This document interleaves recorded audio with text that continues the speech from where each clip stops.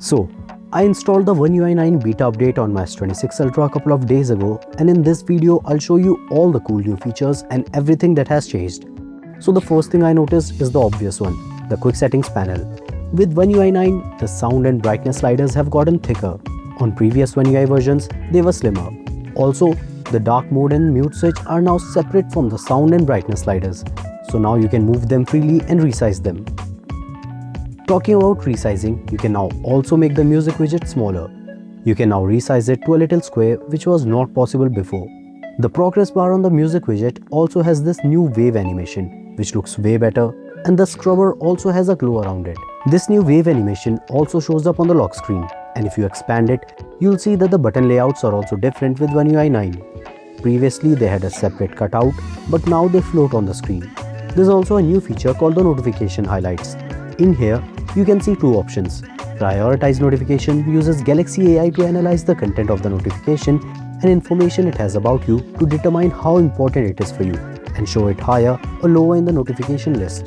The other one is the summarize notification. It basically shows a short summary for conversational notifications using notification history from the past 24 hours. It may not always be accurate, so you can turn this feature on and off for individual apps from the app notification settings.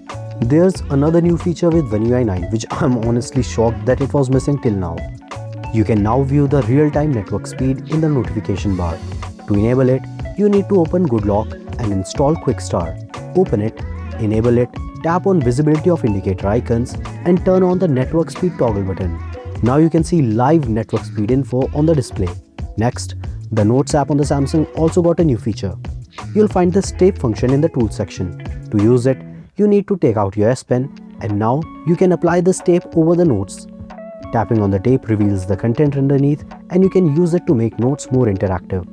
If you use Notes for study, you can also use it for active recalling, similar to fill in the blanks type questions.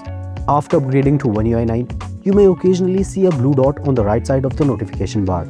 This dot comes on whenever the GPS is being actively used by any app, whether it's for navigation or workout tracking. It's actually very useful as you can tell when the GPS is on and being used. The Game Booster also got an update. You now have the option to select the screenshot resolution and turn on or turn off the bypass charging directly from here without going all the way to the Game Booster settings. Finally, there are some small cosmetic changes with One UI 9, like the layout of the About Phone section is different, and if you go into the maintenance mode, this graphic image is now removed. The same is done for the auto optimization screen. So those are all the changes and hidden features I've found in One UI 9 so far. Since this is still a beta update, some things might change before the stable release, and I'll keep testing it for any new additions or improvements. If you found this video helpful, consider subscribing for more One UI tips, tricks and updates. Thanks for watching, and I'll see you in the next one.